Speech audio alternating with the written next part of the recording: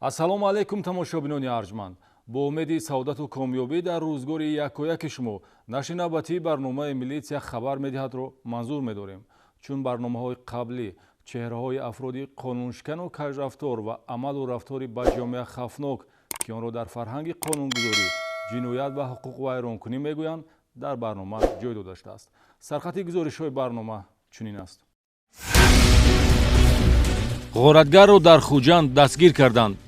من پول گرفتم فرو آمدم رفتم 2800 دلار بود. گرفتم خونه رفتم خرید کردم راسخود کردم. чаро ҳамсояро кушт. ошкорёбии ҷинояти махсусан вазнин дар ноҳияи Зафаробод. من با پدیز رفته به خونه اونها در اومدم و مادرش رو هم زدم و فراموده رفتم. چورو دوزدی با استفاده سبوکرو. من گفتم چی کاره؟